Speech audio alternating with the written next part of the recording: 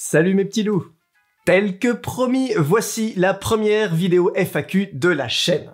Cette FAQ me permet donc de célébrer les 10 000 abonnés barre symbolique franchis le 21 janvier 2019. Et ce qui est plutôt marrant, c'est qu'à l'heure où je tourne cette vidéo, on en est déjà à plus de 12 000, donc j'arrive même plus à suivre le rythme. Bref, merci à toutes et à tous d'avoir été plus de 10 000 à cliquer sur ce fameux bouton, à me suivre régulièrement, à m'envoyer vos messages et autres commentaires. J'espère ne pas écorcher vos noms ou vos pseudonymes, hein. Je vais tenter de m'appliquer, mais bon, si jamais ça doit arriver, ne m'en veuillez pas, ce sera évidemment pas volontaire.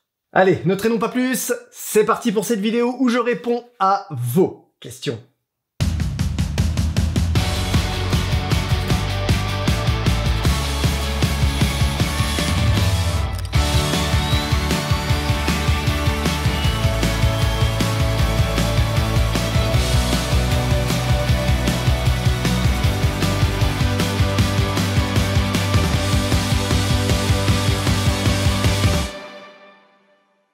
Allez, c'est parti pour toutes les questions, je me suis fait plein de petites notes. Et on va commencer avec la question de Chiara. Comment fait-on pour devenir photographe pro? Faut-il faire un BEP photographie même quand on est adulte, ou faire des formations à distance avec des organismes? Ou bien suffit-il d'avoir du talent et d'essayer de se faire embaucher ou de se mettre à son compte? À quel âge avez-vous commencé la photo? Alors, devenir photographe professionnel n'est pas bien compliqué, hein. Aujourd'hui, tu vas sur l'auto-entrepreneur.fr, tu fais une demande de numéro de SIRET et une semaine plus tard, tout est finalisé. En fait, aujourd'hui, avec les micro-entreprises, être professionnel, ça veut plus dire grand-chose, hein, puisque concrètement, n'importe qui peut le devenir. Bon, toutefois, je comprends tout à fait ce que tu as voulu entendre par professionnel, mais sache qu'aucune école ou diplôme officiel de l'État n'aura de valeur aux yeux de tes clients, ou de n'importe qui d'autre. Ce qu'il faut te dire, c'est que la photographie, c'est avant tout un art, hein, dans lequel on travaille des compositions, dans lequel on fait passer des émotions, des messages, et peut-être même aussi dans lesquels on raconte une histoire à travers une série ou une exposition. Et je vois mal comment un bout de papier pourrait confirmer le fait que tu saches faire tout ça, puisque l'art est quelque chose de très subjectif. Hein, chacun a sa propre définition de la beauté, et ce qui va te toucher toi, bah, ça va pas forcément toucher les autres. Bref, c'est assez compliqué, alors te prends pas la tête avec ces diplômes, c'est superflu, hein, d'autant plus que se faire embaucher en tant que photographe, ça se fait tout simplement pas. Tous les photographes travaillent pour leur propre compte. Alors, il peut arriver que certains d'entre eux sous-traitent, hein, mais ils le font avec des photographes qui ont eux aussi un numéro de SIRET, donc qui sont eux aussi des professionnels et qui facturent leurs prestations. Le seul moyen d'être photographe aujourd'hui, c'est de se mettre à son compte, hein. Et si, effectivement, suivre des formations pour apprendre à mieux utiliser ton appareil et améliorer tes compétences t'aidera, bien évidemment, aller jusqu'à passer un diplôme dans ce secteur est, pour moi, une pure perte de temps. Pour d'autres métiers, avoir des diplômes, oui, c'est évident. Par contre, un photographe, sa carte de visite, bah, c'est ses photos. Si les photos plaisent à tes futurs clients, ils signeront avec toi parce qu'ils vont aimer ta personne, ils vont aimer ton style, et ils se foutront complètement de savoir si t'as un diplôme ou pas. C'est pas ça qui va les rassurer. En revanche, avoir de bons commentaires ou de bonnes évaluations de tes anciens clients, ça c'est beaucoup plus pertinent et rassurant. Et ça aura bien plus de valeur qu'un diplôme qui voudra pas dire grand chose au final, et qui, bah, par le fait, aura de moins en moins d'importance au fil du temps. Donc au final, te prends pas la tête, lance-toi. Et enfin, pour répondre à ta dernière question, j'ai commencé à faire de la photo sérieusement en 2008. Voilà, si je te dis pas de bêtises. Ensuite, on a une question de Manon Fay qui me demande as-tu un type, marque d'appareil photo à conseiller pour les débutants ou débutantes en photographie souhaitant faire des photos de paysages, voyages ou escapades? Pas du tout. En fait, choisir un appareil photo, c'est quelque chose d'assez personnel au final, hein. C'est un petit peu comme une bagnole ou une maison. Ce qui va me convenir à moi, ça va pas forcément te convenir à toi. Et j'aurais beau te vendre tous les mérites de tel ou tel appareil avec des arguments en béton armé, si t'es pas convaincu par sa prise en main ou son design, j'aurais du mal à te faire changer d'avis. Alors, c'est triste à dire, hein, mais la première chose qui va définir l'appareil qui te convient, c'est ton budget. Sans forcément avoir de fourchette précise, essaye de voir au-delà de quel tarif t'as pas envie d'aller, hein. À partir de combien ça te paraît trop? Si je te dis 500 €, ça passe ou pas? Ouais? Bon, ok, 1000 €. Ah, non, là tu viens de tiquer un petit peu. Bon, voilà, tu connais ton budget maxi. Ensuite, essaye de déterminer tes besoins et surtout tes limites. Est-ce qu'avoir un appareil léger, c'est important pour toi? Est-ce qu'avoir un appareil compact est important à tes yeux? Est-ce qu'avoir un appareil où tu vas devoir changer tes objectifs va te poser un problème? Est-ce que tu as besoin d'un appareil qui est efficace en photo sportive ou pas? Etc, etc. Et dernier conseil super important qui est mis de côté par beaucoup de débutants, la prise en main. C'est hyper important même. Va dans un magasin, un spécialisé de préférence, avec des gens passionnés qui connaissent leur métier et surtout qui savent ce qu'ils vendent, et demande à prendre en main les appareils. Alors si t'en as retenu quelques-uns auparavant, demande déjà cela. Et surtout, n'hésite pas à écouter les conseils du vendeur qui saura peut-être te proposer un modèle que tu n'aurais pas vu dans un premier temps. Ça pourra être une bonne surprise qui pourrait éventuellement te convenir. Et au final, l'appareil avec lequel tu vas te sentir le mieux, celui qui aura un design qui te plaît le plus, celui qui aura des boutons qui vont tomber naturellement sous tes doigts et que tu n'auras pas besoin de chercher pendant 107 ans, celui qui aura des menus clairs et lisibles à tes yeux, celui qui va te procurer un plaisir immédiat, et bah c'est celui-là qu'il faudra privilégier. Alors, ce sera peut-être pas le meilleur de sa catégorie, mais on s'en fout, puisque c'est l'appareil qui va te convenir à toi, et c'est ça le plus important. Et enfin, rassure-toi sur une chose. À notre époque, il est de plus en plus difficile d'être déçu par un appareil photo. Aujourd'hui, ils sont presque tous de bonne qualité et ils sauront t'apporter une pleine satisfaction. Surtout si tu débutes, enfin, dans le sens où ton exigence et tes attentes seront pas très élevées et où, par rapport à ton smartphone, dans tous les cas, tu vas te prendre une claque dans la gueule. Ensuite, JD Production Music me demande « Pourrais-tu faire une vidéo sur le light painting ? J'aimerais apprendre davantage sur cette technique de photographie. » Oui, je pense que ça se fera. Alors par contre, j'ai aucune date à te donner pour le moment, hein, mais rassure-toi, je ferai cette vidéo tôt ou tard. Louis Paulin me demande « Depuis combien de temps es-tu entièrement consacré à la photo et à la création de vidéos ?» Eh ben en fait, je le suis toujours pas. C'est-à-dire que, en fait, je suis salarié à plein temps dans une entreprise et j'ai ma petite passion de la photo à côté qui anime mes journées. Alors, j'aimerais bien pouvoir arrêter mon boulot actuel et vivre pleinement de ma passion, mais la route est encore longue, hein, c'est vraiment pas simple. Alors, je fais ce qu'il faut, j'aimerais beaucoup pouvoir y arriver assez rapidement, donc je baisse pas les bras, et puis je bosse. Sinon, la photo, je l'ai commencé en 2008, hein, comme je l'ai dit tout à l'heure, quand mon père, en fait, m'a offert mon premier vrai appareil photo, mon petit bridge, le Panasonic. Et puis la vidéo, ma foi, je m'y suis mis avec la chaîne YouTube en début 2017. Enfin, 2016 en réalité, puisque j'ai commencé à me former et acheter du matos un an auparavant. Ensuite, The Cave 262 me demande ton programme pour les prochains mois, si tu as des gros projets à nous montrer, des vidéos plus suivies sur le terrain, et si tu y arrives, 1 ou 2 tests. Alors les tests, j'en ai fait un assez récemment, hein, c'était les diffuseurs pour le flash intégré, et puis j'espère oui effectivement pouvoir en faire d'autres parce que c'est assez cool et puis ça change un petit peu du cadre des tutos. Pour ce qui est des vidéos sur le terrain, c'est bien prévu, j'espère pouvoir en faire cette année. Par contre, je te préviens tout de suite, je sais que ça va être un travail de ouf, hein, c'est d'ores et déjà dans ma tête, je sais que ça va me prendre énormément de temps. Mais j'en ferai, hein, voilà, j'en ferai, je pense que ça pourrait être super intéressant pour vous comme pour moi. Et puis sinon les projets, j'en ai déjà révélé un, c'est la nouvelle série nommée Réflexion, où on sort là aussi du cadre des tutos classiques, où je vous force un petit peu à réfléchir sur des points essentiels en photographie. Donc c'est une série que je compte continuer. Et puis pour ce qui est des autres projets, je souhaite pas trop les révéler pour le moment, puisque je suis pas sûr de pouvoir les réaliser, parce qu'il y a des variables en fait qui vont pas dépendre de moi. Donc voilà, j'ai pas envie de vous décevoir, donc pour le moment je garde ça un petit peu secret. Thomas Witterhagen, j'espère que je le prononce bien, qui me pose une question qui est revenue bien souvent et que j'attendais un petit peu d'ailleurs. Est-ce que tu pourrais faire des tutos Lightroom ou Photoshop? Alors, vous allez sans doute pas me croire, mais sachez qu'en fait, ce qui a motivé la création de cette chaîne, c'était justement de faire des tutos Lightroom et Photoshop. Et puis en cours de route, j'ai changé d'avis. Je me suis dit en fait que je voulais faire une chaîne avec une formation complète, et du coup, ça me paraissait évident de commencer par la prise de vue. Et oui, si je vous apprends à retoucher vos photos comme un pro, mais que vous savez pas vous servir de votre appareil, ça ne sert strictement à rien. Donc du coup, tous les tutos sont orientés sur la prise de vue pour le moment. Mais vous en faites pas, hein. Si vous me connaissiez, vous sauriez que ces tutos Lightroom et Photoshop finiront par arriver.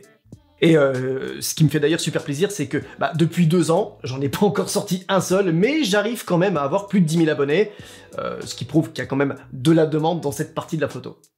Enfin, ce que je remarque surtout, c'est qu'en fait, il y a beaucoup de chaînes qui parlent de retouche photo, et parfois même uniquement de retouche photo, et ils délaissent beaucoup le côté prise de vue, utilisation de l'appareil, ou alors ils le font, mais c'est survolé.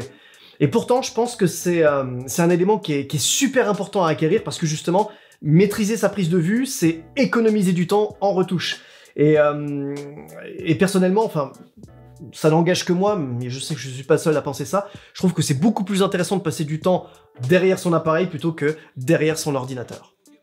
Dans le même ordre d'idée, Charles Linertz me demande « Peux-tu nous développer une façon de gérer ces fichiers RAW autre que via Lightroom CC, développement avec Luminar 3 ?» Alors non, tout simplement parce que je suis un utilisateur de Lightroom depuis de nombreuses années, donc je commence à plutôt bien connaître le logiciel, et je me suis pas assez intéressé aux autres pour pouvoir vous former. Hein.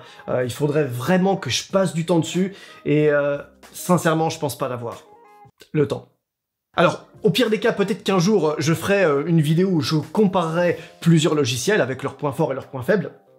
Ça, je pense que ça pourrait être intéressant, mais concrètement, si je dois vous former aujourd'hui, je pense pas que ce soit sur autre chose que Lightroom. Bon, alors après, on sait pas de quoi est fait l'avenir, évidemment, ça peut changer, mais dans l'état actuel des choses, non, je pense pas. Ensuite, Laurent Thalès me demande « Tu as fait une vidéo sur les filtres ND, en as-tu une sur l'utilisation du filtre polarisant ?» Alors, elle n'est pas encore faite, mais effectivement, ce serait vraiment pas bête d'en tourner une, hein, et ce sera sans doute une vidéo sur le terrain d'ailleurs, parce que le filtre polarisant, en fait, dans son utilisation, c'est bien de voir en fait ses modifications en temps réel. Donc peut-être que je ferai ça pour le retour des beaux jours, hein, en extérieur bien évidemment, mais c'est vrai que étant donné que j'en ai fait une sur les filtres ND, ça paraît logique qu'il y en ait une sur les filtres polarisants qui sortent, donc cette année, peut-être cette année. Dominique et Marinette Huet me demandent tous deux, il y a quelques temps, je t'avais demandé si tu avais prévu de nous proposer des t-shirts ou similaires avec le logo Sonic. As-tu avancé? Oui, j'ai avancé sur ce terrain, et tout récemment d'ailleurs, hein, j'ai créé une petite ligne de t-shirts bien sympa, et j'en suis en fait actuellement au stade où déjà je vais les faire pour moi, hein, déjà pour voir si le résultat correspond à mes attentes, et puis surtout si certains modèles sont réalisables, parce que je suis parti assez loin pour certains d'entre eux. Bon, bref, il y a encore un peu de boulot, mais oui, ça avance bien. Alors, bien évidemment, vous en serez tous informés sur cette chaîne dès que ce sera le cas. Hein, je pense d'ailleurs que je mettrai ça en place une fois que j'aurai aussi mis en ligne mon nouveau site internet, qui lui aussi est un chantier absolument gargantuesque, puisque c'est moi qui le fais, hein, je passe pas par un prestataire externe. Mais voilà, vous êtes plusieurs effectivement à me demander les t-shirts, donc voilà, ça va arriver. Après, Lucas Dupont, pourrais-tu faire un tuto astrophoto, un tuto kart sporting, donc voiture sur circuit? Je réalise des clichés de paysages dont je ne suis pas peu fier, comment les vendre? Alors, le tuto astrophoto, oui, il est bien évidemment prévu, hein, je pense faire ça dès cet été, quand on aura de beaux ciels bien dégagés, puis surtout des températures un petit peu plus clémentes, hein, histoire que le tournage soit à peu près confortable pour moi, même si je me ferais sans doute bouffer par des moustiques, mais bon, ça c'est pas grave. Le tuto sur les voitures de course, je pense en faire un aussi, mais là par contre j'ai aucune date à donner. Hein, mais voilà, étant donné que je suis un grand passionné de bagnole, oui, il faut absolument que je fasse un tuto, enfin une vidéo sur circuit, ça c'est garanti sur facture. Et enfin, pour vendre tes photos, il y a plusieurs solutions qui s'offrent à toi. Essaye de regarder du côté de 500 px par exemple, donc c'est un réseau social dédié aux photographes, comme peut l'être Flickr, et puis sur lequel tu peux accessoirement à côté vendre tes photos et faire ton propre site internet. Sinon, tu as des services plus adaptés comme Lumis. Alors là, par contre, c'est pas un réseau social, c'est juste une plateforme vers laquelle tu vas envoyer tes clients, donc il faut que tu leur mettes un lien à disposition, donc soit par mail, sur ton site internet, sur ton blog, sur les réseaux sociaux, etc., peu importe, il faut que tu leur donnes un lien. Et tu verras que ce site te laisse beaucoup de choix au niveau des tailles, au niveau des supports. Tu peux définir toi-même la qualité du papier, les tarifs. Donc, n'hésite pas à faire un petit tour. Je pense que ça te conviendra. Et puis en plus, ils sont français, avec une plateforme téléphonique en France qui peut t'aider. Donc, c'est un gros avantage. Flo Freestyle Live me dit juste une petite question que je ne pense pas être très pertinente. Est-ce que tu comptes faire des collaborations avec d'autres youtubeurs, des photographes, des vidéastes ou même des abonnés pour les découvrir ou débattre sur un sujet avec eux? Alors, dans l'état actuel des choses, non. Je cherche pas spécialement à le faire. C'est pas que je veux pas, hein, c'est juste que j'ai d'autres projets en tête, beaucoup de projets, en tout cas pour le moment, et que j'aimerais bien arrêter de les repousser. Donc voilà, maintenant, bon, si l'occasion se présente, pourquoi pas, hein, c'est à réfléchir, je suis pas complètement fermé à l'idée non plus. Maintenant, il faudrait pouvoir trouver un sujet qui est pertinent, justement, hein, un sujet qui pourrait intéresser les gens plutôt qu'une simple vidéo de blabla. Alors que c'est actuellement ce que je suis en train de faire, mais c'est pas grave. Bon, bref. Donc, dans l'immédiat, non. Mais si l'occasion se présente, ouais, franchement, pourquoi pas, ça pourrait être cool. Isabelle Genoux qui me dit « Félicitations Sonic, j'imagine que c'est un pseudo. » Oui. Hein, si mes parents m'avaient appelé Sonic, je pense que je leur aurais foutu un procès au cul. Et Sega aussi. Est-ce que 10 000 abonnés fait grimper le revenu? Y a-t-il une sorte de hiérarchie en fonction du nombre d'abonnés? Et enfin, ça représente combien d'heures de boulot? Vidéo, montage, publication, répondre aux commentaires, etc. Alors, pas du tout. Les revenus montent de manière très progressive et c'est absolument pas lié au nombre d'abonnés. Hein. C'est-à-dire qu'il n'y a pas du jour au lendemain, clac, hop, 10 000 abonnés et puis pouf, tu deviens super riche. D'ailleurs, le fait que les youtubeurs sont tous riches, c'est un mythe. Hein. À part des Cyprien ou des Norman, oui, mais sinon, non. Donc voilà, concrètement, il n'y a pas de hiérarchie, rien du tout. Ça monte progressivement et après, ça a plus tendance à stagner plutôt qu'à continuer de monter, mais bon. Quant aux heures de boulot que je passe sur YouTube, trop. Beaucoup trop, c'est clair. Non, je blague évidemment, mais clairement, je compte pas. D'ailleurs, je pense qu'un de ces quatre, je vais vous faire une vidéo making-of. Je pense que ça pourrait être intéressant pour vous de voir un petit peu l'envers du décor, comment tout se déroule depuis l'imagination de la vidéo jusqu'à sa mise en ligne, et puis que vous vous rendiez compte vraiment du boulot que ça représente. Mais ouais, j'y passe vraiment beaucoup de temps. Alors, je pourrais sans doute en gagner en squeezant pas mal de trucs, hein, mais le problème c'est que la qualité des vidéos en prendrait un coup. Et puis, enfin oui, c'est clair, je pourrais faire des vidéos moins travaillées, avec moins d'animation, moins de plans, moins de générique, même pas de générique du tout. Mais je pense que si vous êtes tous là, c'est justement parce que vous appréciez les vidéos dans leur ensemble. Et si j'arrête tout ça, je pense que bon nombre d'entre vous seraient déçus. Donc, oui, je me rajoute du travail qui est absolument pas nécessaire en soi, mais qui me permet de me démarquer un petit peu des autres, et puis qui a l'air de plaire, donc ma foi, tant que je suis motivé, bah ma foi, je continue. Ensuite, nous avons Moyinski qui me dit « Bonjour Yannick ». Bonjour. Je vois que tu es amateur de belles voitures et peut-être aussi de photos en circuit. Quels sont tes plus beaux clichés de course? Alors oui, tout à fait, je pense que si j'étais pas autant passionné par la photo, ce seraient les bagnoles qui occuperaient tout mon temps libre. Sinon, mes plus belles photos, bon, j'en ai pas mal, mais je vais quand même vous en montrer quelques-unes. D'abord, celle-ci, sur le circuit de Nevers-Manicourt, avec une Mazda RX-7 FC, pour les connaisseurs, où j'ai déclenché pile au moment où le pilote passait son rapport. Sa caisse a craché une flamme absolument énorme, mais juste le temps d'un battement de cils. Et puis moi, j'ai cliqué pile au bon moment, sans faire de rafale, donc j'en suis plutôt fier de celle-là.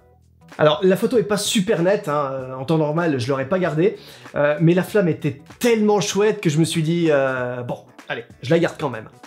J'ai bien fait parce que le proprio était super content de l'avoir, cette photo, donc ma foi. Il y en a d'autres comme ça que j'ai prises, hein, c'est assez rare, mais qui sont floues, mais que je garde quand même parce que le moment est super sympa, et dans tous les cas, le pilote est quand même content de l'avoir, donc ma foi, voilà, on apprend à être un petit peu moins exigeant avec soi-même parfois, hein, même si on se tape sur les doigts après coup en se disant « Putain, mais pourquoi j'ai pas réglé l'appareil comme ça, bordel de merde !» Mais bon, c'est toujours facile de parler après coup. Ensuite, il y a celle-ci, avec une Nissan 200SX en plein drift sous la pluie, et le pilote, qui assurait sévère d'ailleurs, avait pris le virage un peu large, et donc du coup ses roues arrière se sont retrouvées dans une flaque, en projetant du gravier, de la terre et tout ce que tu veux. Et alors, la gerbe de flotte, elle n'est pas forcément énorme, mais elle est suffisante pour qu'on comprenne que la piste était bien trempée et bien sale. Et puis, de manière générale, j'aime bien la dynamique de cette photo, hein, avec les phares super agressifs. Là, j'étais accroupi à me faire tremper par la pluie. Il y avait pas mal de photographes qui avaient abandonné d'ailleurs, mais moi je suis resté. Et je suis plutôt content, parce que du coup, en fait, j'en ai fait des belles. Donc pour les connaisseurs, cette voiture c'est une S13 avec des phares de S14A, avec un moteur de Corvette LS1, donc un bon gros V8 américain, donc je peux vous dire que ça a envoyé du grain sévère.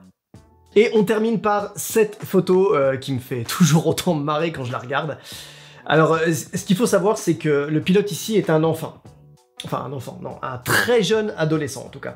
Tim Mérieux, qui est déjà champion de France, donc il n'est pas là pour amuser la galerie non plus. Excepté à ce moment précis où il a la tête littéralement dans le volant. Alors en fait, les pilotes de kart font ça pour gagner en vitesse quand ils sont en pleine accélération dans une grande ligne droite, un peu comme peuvent le faire les motards par exemple. Sauf que, bien évidemment, il prend tellement le truc à cœur qu'il baisse carrément la tête, donc en fait il regarde même plus où il va, c'est super dangereux. Mais bon, je vous rassure, hein, il s'est jamais craché en faisant ça. Les pilotes ont aussi des petits cadrans au centre du volant avec leur temps autour. Donc ça peut être aussi marrant pour les connaisseurs, dans le sens où ils peuvent se dire, bah tiens, ça se trouve, il essaie de regarder le temps qu'il était en train de faire, mais l'écran marche plus très bien, il voit rien. Et donc voilà, c'est plutôt marrant. De face aussi, c'est assez déstabilisant, hein, on dirait qu'il est en train de faire un malaise, qu'il est en train de s'évanouir. Voilà, bon, je trouvais ça rigolo. Voilà. Ensuite, on a Éloi Gruel qui me demande « Est-ce que tu feras une vidéo sur les styles d'images ?» Oui, c'est prévu, et je peux même te dire qu'elle est déjà écrite avec toutes les photos test prises. J'attends juste le bon moment pour la sortir. Ensuite, Nero OVX pose 2 questions. Quels sont les paramètres à utiliser auxquels il faut faire attention pour les photos en noir et blanc, en numérique, sans nécessité à retoucher ces photos? Et quel logiciel de retouche autre que Lightroom, car payant, débutant et utilisation occasionnelle, peut-on utiliser pour traiter quelques photos, mais sans grosses retouches? Alors, pour le noir et blanc, il faudrait que je fasse une vidéo dédiée sur le sujet, mais concrètement, la seule chose qui peut te faire prendre un petit peu de contrôle sur ton noir et blanc, c'est d'utiliser les styles d'image, justement, qu'on a évoqué dans la question précédente, où tu vas pouvoir simuler des films colorés. Et tu verras qu'en fonction des couleurs choisies, tu auras des rendus totalement différents. Et souvent, ça fonctionne bien sur les photos de paysage ou les photos de portrait. Sinon, tu peux le faire à l'ancienne, hein, c'est-à-dire acheter de vrais filtres colorés que tu vas venir visser sur ta lentille frontale. Mais là, perso, j'en vois pas trop l'intérêt, quoi, étant donné que tu peux y faire directement depuis ton appareil photo ou ton logiciel de retouche par la suite. Alors à moins de vouloir se la jouer un petit peu authentique, ce sera plus une perte de temps et d'argent qu'autre chose. Et pour ton logiciel de retouche rapide en gratuit, je te conseille Darktable. C'est une sorte de clone de Lightroom qui est plutôt efficace. J'en parlerai peut-être dans une vidéo d'ailleurs un jour. Parce que ce qu'il y a de bien en fait avec celui-là, c'est qu'il est gratuit, il est en open source, et ça peut permettre justement à pas mal de débutants de mettre un premier pied dans ce genre de logiciel sans rien dépenser. Après, nous avons Tessa Danieli qui me pose aussi 2 questions. À quel point estimes-tu l'intérêt d'utiliser l'hyperfocale et quel est réellement l'intérêt d'utiliser Adobe Bridge en plus de la gestion des dossiers par Lightroom? Alors, l'intérêt de l'hyperfocale pour moi, elle est très limitée. Elle est tellement que je m'en sers jamais. Voilà. Je pense que si on veut vraiment prendre le concept de l'hyperfocale à cœur et l'appliquer correctement, ça occasionne tout un tas de calculs qui te prennent la tête, et je sais pas toi, mais moi personnellement quand je fais des photos, je suis pas là pour faire des maths, hein, même si je suis plutôt à l'aise avec ça, ça me saoule. J'ai envie que la photo, ça reste un plaisir, et puis de toute façon, sache qu'il y a d'autres méthodes qui sont bien plus simples pour avoir tous les plans nets sur une photo, sans utiliser la technique de l'hyperfocale. Et je pense d'ailleurs que je détaillerai ça dans une vidéo, puisque j'adore la photo de paysage. Et l'intérêt d'Adobe Bridge, ma foi, pour moi, il est à peu près aussi limité que l'hyperfocale. Hein. Je pense que ça doit servir à un moment donné, mais quand on connaît effectivement le catalogueur qui est intégré à Lightroom, qui est plutôt bon d'ailleurs, hein, qui est relativement complet, je pense que Bridge ne sert pas à grand chose. Alors, ça peut éventuellement servir pour celui qui ne se sert pas de Lightroom, ou alors qui traite ses photos avec un autre dérotiseur qui n'aurait pas de catalogueur intégré, auquel cas là oui, Adobe Bridge prend tout son sens, ou pour celui qui se passe complètement des logiciels de dérotisation, hein, qui traite directement ses photos dans Photoshop, avec Camera Raw, mais là je pense que ça touche aussi vraiment une minorité de photographes. Bon, après, je maîtrise pas Adobe Bridge aussi bien que Lightroom et Photoshop, donc il y a peut-être 2-3 trucs, 2-3 fonctionnalités, oui, effectivement, qui m'échappent, et qui doivent être mieux foutues dans Bridge que dans Lightroom, mais dans son ADN, dans son état d'esprit, j'ai du mal à voir le véritable intérêt de Bridge quand on utilise déjà Lightroom et son catalogueur. En tout cas, quand on se sert de Lightroom comme logiciel de photo principal. Donc je vois pas l'intérêt de se rajouter encore un logiciel supplémentaire. Après, on a Jean-François Legout qui me pose plein de questions. Quel a été ton tout premier appareil, sûrement avant ton Bridge Panasonic, que tu as évoqué dans certaines vidéos? Alors oui, effectivement, le Panasonic, c'était le premier appareil avec lequel je me suis sérieusement mis à la photo. Mais mon tout premier appareil, c'était un compact argentique. Oui, je suis de 1987 quand même. Et donc c'était un Canon Prima 70F, donc qui date de 1995, d'après mes recherches. Je l'ai toujours d'ailleurs, il doit être au fond d'un tiroir. Donc voilà, ça ne nous rajeunit pas vraiment. Tu nous présentes souvent ton 77D, as-tu un full frame à côté? Alors c'est un 70D, hein, pas un 77D, et sinon non, j'ai toujours pas de full frame, mais j'espère en avoir un jour, quand le budget me le permettra. C'est surtout ça en fait. Que penses-tu des hybrides? Que c'est l'avenir de la photo, clairement, hein, que ça plaise ou pas d'ailleurs, je pense que c'est une réalité. Je pense d'ailleurs qu'à l'instant T, on est en fait en pleine période de transition, c'est-à-dire que le marché n'est pas encore assez mûr, mais il est quand même déjà assez intéressant, et plus on va avancer dans le temps, plus ils vont devenir performants, et ils vont devenir aussi de plus en plus abordables. D'ailleurs, mon prochain appareil photo, je sais pas encore si je prends un hybride, ou si je reste sur les réflexes, je me tâte encore. C'est encore une fois, je pense que c'est mon budget qui va décider pour moi. Et enfin, sa dernière question, si tu pouvais choisir un boîtier sans tenir compte du tarif, tu prendrais quoi? Très bonne question. Parce que en fait, j'hésite toujours entre plusieurs appareils. Bon, avec un budget contenu, évidemment. Mais sans limite de prix... Bah franchement, j'en sais rien. Je sais même pas en fait s'il y en a un qui me conviendrait vraiment, quoi. Je pense que l'appareil qui conviendrait vraiment à mes besoins n'est pas encore sorti. Donc j'attends encore.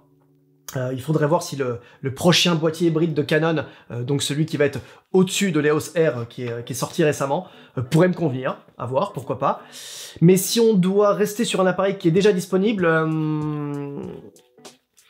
j'irais bien le Canon EOS 5D Mark IV, mais il n'a pas d'écran orientable, donc pour moi c'est mort. C'est con hein, d'ailleurs, parce que le reste de la fiche technique me conviendrait amplement. Sinon un Nikon D850, je pense qu'à l'heure actuelle c'est celui qui m'offrirait en fait le meilleur compromis en fait en tenant compte de mon utilisation et de mes attentes. Alors il a un écran qui est monté sur charnière, bon, je suis pas spécialement fan, je préfère les écrans sur rotule, mais bon c'est un moindre mal. Sinon j'ai beaucoup lorgné du côté du Sony Alpha 7 III, parce qu'il m'a beaucoup fait rêver. Il a une superbe fiche technique, il a fait couler beaucoup d'encre, et il continue d'en faire couler beaucoup d'ailleurs. D'autant plus quand on voit son prix, hein, il a quand même mis une claque à pas mal de monde. Enfin, en tout cas, au regard de sa fiche technique. Donc, je l'ai beaucoup regardé, j'étais presque prêt à arrêter mon choix sur lui et à l'acheter, jusqu'à ce que je le prenne en main. Là, c'était la désillusion. Mais vraiment, je veux dire que, en fait, avec mes mains, il n'est pas compatible. Alors, vous vous en rendez peut-être pas compte derrière votre écran, mais j'ai vraiment de grandes mains. Et en fait, quand tu as de grandes mains et que tu prends l'Alpha 7 III en main, ça fait beaucoup de en main. En fait, au bout de la poignée, mes doigts, en fait, ils faisaient ça. Voilà. Je l'ai reposé. Je l'ai reposé frustré parce que vraiment, je pense qu'il m'aurait convenu, mais voilà, j'ai très vite compris en fait que je prendrais pas beaucoup de plaisir à l'utiliser parce que, voilà, prise en main, c'est pas possible. Donc j'ai fait une croix dessus. Donc juste après, le vendeur m'a sorti le Nikon Z7 et le Canon EOS R, et là, j'ai dit, ah ouais, là, c'est beaucoup mieux, quoi. Enfin, je veux dire, des trucs, tu les tiens en main pour de vrai, quoi. Enfin, en tout cas, pour moi, je trouve qu'il y a une préhension qui est bien meilleure. Donc du coup, il a fallu que je réétudie la question, que je me penche de nouveau sur les fiches techniques, sur les tests aussi. Et c'est vraiment la merde parce que je sais pas en fait vraiment vers quoi m'orienter. C'est en ça que je disais tout à l'heure, je sais pas en fait encore si mon prochain appareil sera un réflexe ou un hybride. Parce que en hybride, pour le moment, il n'y a rien qui me convienne réellement. Donc je me dis, autant acheter un réflexe avec des optiques d'occasion, voilà, en prenant un boîtier qui se rapprocherait en fait le plus possible de mes besoins. Ça me permettrait de m'équiper pour pas cher, en attendant qu'un hybride qui me comblerait vraiment. Voilà, pour l'hybride qui me convient vraiment, encore une fois, je pensais que ce serait la 7.3, mais la prise en main m'a tellement refroidi que c'est non. Donc non, je serais pas un énième YouTuber qui s'équipe d'un Sony Alpha 7.3, mais je critique absolument pas ceux qui en ont acheté un, hein. Le plus important, c'est que ça convienne à la personne qui l'a acheté. C'est encore ça le plus important, comme je disais à Manon Fay tout à l'heure. Donc voilà, pour ma part, si je choisis pas l'Alpha 7.3, c'est pas parce que je pense que c'est un appareil de merde, hein, parce que ce serait complètement absurde de penser ça, mais simplement parce que, à moi, en tant que personne, il me convient pas. Voilà, ça s'arrête là. Donc, pour en revenir à ta question, sans limite de budget, je t'aurais bien dit le Sony Alpha 9, mais bon, je sais d'ores et déjà que la prise en main, ça me conviendra pas. Donc, ouais, très compliqué.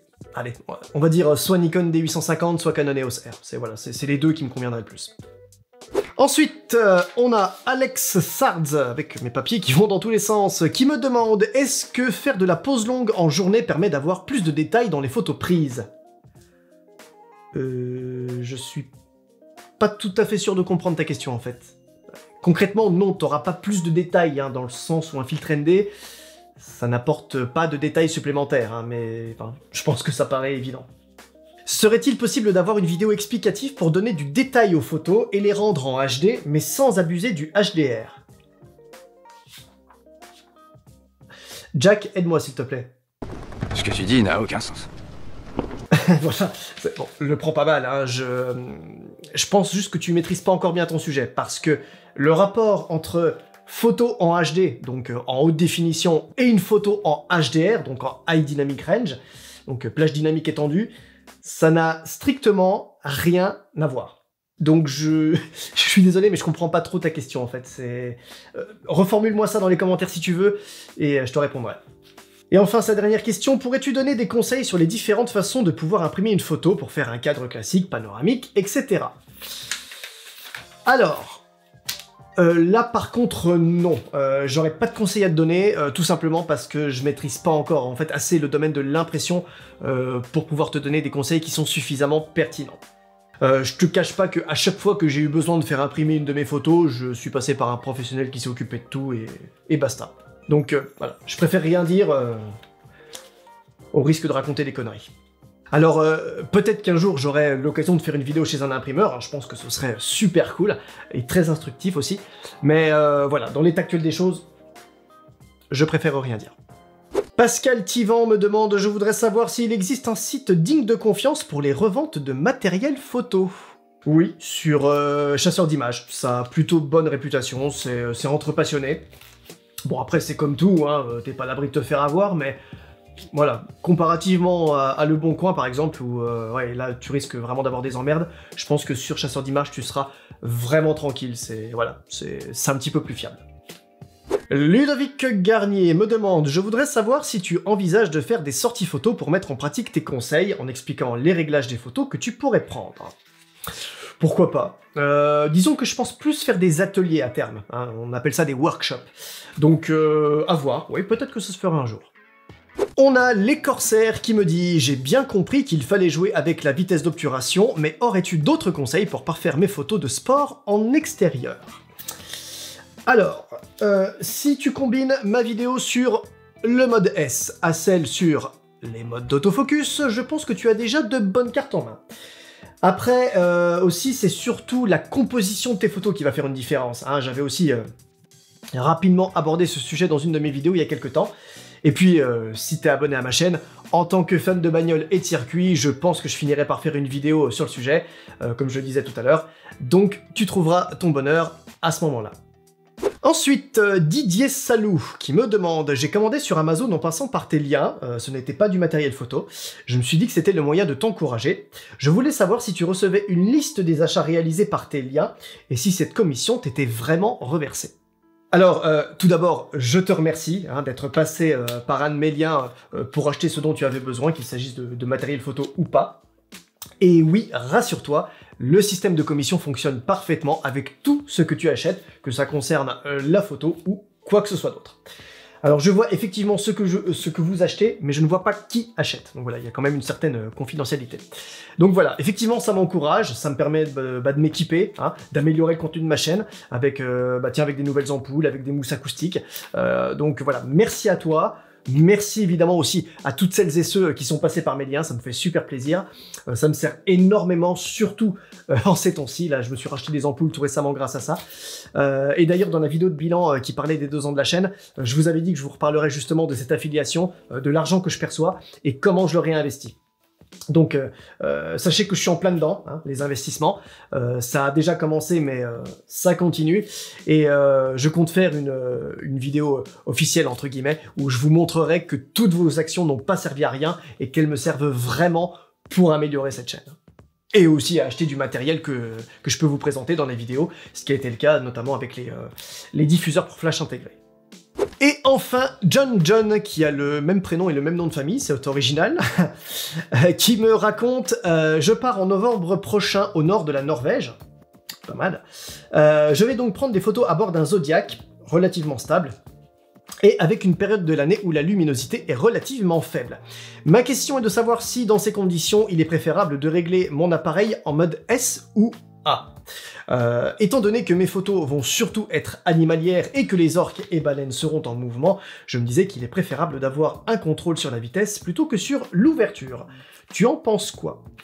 Eh bien, je pense que tu as répondu tout seul à ta question et je te souhaite bien évidemment un très beau voyage. Voilà. On en a fini pour cette fois, j'espère que ça vous aura plu, que ça n'aura pas été trop long pour vous, et surtout n'hésitez pas à me dire dans les commentaires si vous voulez qu'une autre vidéo FAQ voit le jour. Pour ce qui est des commentaires, justement, dans la vidéo où je vous demandais de me poser vos questions, je pense que vous aurez remarqué que je n'ai répondu à personne, hein, contrairement à ce que j'ai l'habitude de faire, mais ça paraît évident puisque j'y ai répondu aujourd'hui dans cette vidéo. En tout cas, sachez que j'ai tout lu, tous vos commentaires, toutes vos questions. Désolé pour ceux qui n'ont pas eu de réponse à leurs questions, hein, je pouvais pas répondre à tout le monde. Et puis il y a d'autres questions que j'ai volontairement zappées, dans le sens où c'était des questions qui étaient déjà posées par d'autres, et auxquelles j'ai répondu aujourd'hui. En tout cas, vous avez été très nombreux à me féliciter pour ces 10 000 abonnés, hein, vous m'avez fait énormément de compliments sur la qualité des vidéos, à me faire de très jolis retours sur le fait que vous ayez progressé grâce à mes conseils, donc ça me fait très plaisir. Ne me mettez pas trop sur un piédestal non plus, hein, j'ai aussi tout un tas de défauts. Mais voilà, en tout cas, vos messages de soutien m'ont vraiment touché et aujourd'hui, c'est à mon tour de vous remercier, de me permettre de vivre des instants comme cela et puis d'être là où j'en suis. C'est aussi grâce à vous. Allez, je vous dis à très bientôt pour la prochaine vidéo. N'oubliez pas de vous abonner pour ne pas louper la prochaine annonce pour la 2e FAQ, qui tombera... je sais pas quand. Je sais pas, peut-être pour les 20 000 abonnés, on verra. Encore merci à tout le monde. Salut mes petits loups.